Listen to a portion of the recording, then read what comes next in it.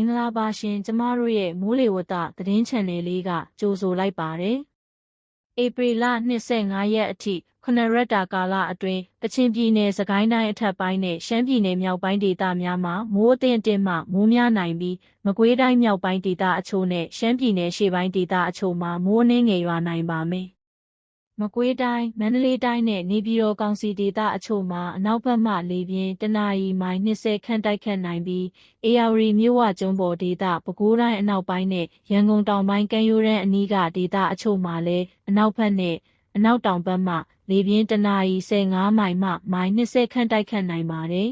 ။မလိခမြစ်ထပ်ပိုင်းတစ်လျှောက်စွန်ပရာဘုံနဲ့တနိုင်းအထက်ဘက်ကတောင်ပေါ်မှာမိုးများနိုင်ကြောင်းဧပြီ23ရက်နေ့မှာ24နာရီအတွင်းမိုးရေချိန်2လက်မခွဲကျော်ရွာနိုင်ကြောင်းတွေ့ရပါတာကြောင့်မြစ်ကြီးနားနဲ့မြစ်အောက်ဘက်ဗမော်ကတာဒေသတွေအထိမြစ်ရေတက်လာနိုင်တော့လဲစိုးရိမ်ရေမှတ်များအထိတော့ရောက်နိုင်အောင်မှာမဟုတ်ကြောင်းတွေ့ပါတယ်။လာမည့်တစ်ပတ်အတွင်းကချင်ပြည်နယ်နဲ့ရှမ်းပြည်နယ်မြောက်ပိုင်းဒေသတချို့မှာမိုးအသင့်အင့်မှမိုးများနိုင်ပါတယ်။မိုးရေချိန်20မီလီမီတာအထက်မိုးရွာပြီးမိုးအသင့်အင့်မှမိုးများနိုင်မဲ့ဒေသကကချင်ပြည်နယ်မှာခန္တီးနဲ့တနိုင်းရှမ်းပြည်နယ်မြောက်ပိုင်းမှာကွတ်ခိုင်မြို့တွေဖြစ်ပါတယ်။ဘယ်နေ့တွေမှာမိုးရွာသွန်းခြင်းမြင့်တက်ပြီးမိုးများနိုင်မယ်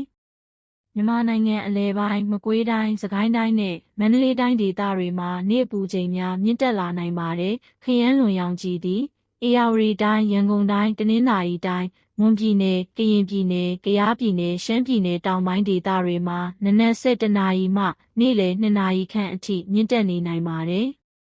မိုးတိမ်တောင်ဖြစ်ပေါ်မှုအခြေအနေမကွေးတိုင်းဒေသကြီးစကိုင်းတိုင်းဒေသကြီးအေရဝတီတိုင်းဒေသကြီးတနင်္သာရီတိုင်းဒေသကြီးချင်းပြည်နယ်ရခိုင်ပြည်နယ်နှင့်ကရင်ပြည်နယ်တို့တွင်မိုးတိမ်တောင်များဖြစ်ထွန်းလျက်ရှိပြီးအဆိုပါမိုးတိမ်တောင်များရွေလျားရာနေရာတစ်လျှောက်တွင်မိုးရွာသွန်းခြင်းနှင့်အတူလေပြင်းတိုက်ခတ်ခြင်းမိုးထစ်ချုံခြင်းမိုးကြိုးပစ်ခြင်းလျှက်စီးလက်ခြင်းနှင့်မိုးသီးကြွေခြင်းစသည့်မိုးလေဝသဖြစ်စဉ်များဖြစ်ပေါ်နိုင်ပါသဖြင့်ကြိုတင်သတိပြုနိုင်ပါရန်အကြံပြုအပ်ပါသည်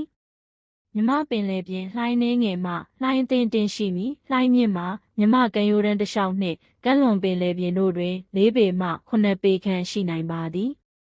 နောက်2ရက်အတွက်ခန့်မှန်းချက်စကိုင်းတိုင်းဒေသကြီးအထက်ပိုင်းတနင်္သာရီတိုင်းဒေသကြီးကချင်ပြည်နယ်ကရင်ပြည်နယ်ချင်းပြည်နယ်မွန်ပြည်နယ်နှင့်ရှမ်းပြည်နယ်မြောက်ပိုင်းနှင့်အရှေ့ပိုင်းတို့တွင်နေရာစိတ်မှနေရာအနှံ့အပြားမိုးထစ်ချုံရွာမည်နေပြည်တော်နှင့်အနီးတစ်ဝိုက်အတွက်မနက်ဖြန်နဲ့အထိခန့်မှန်းချက်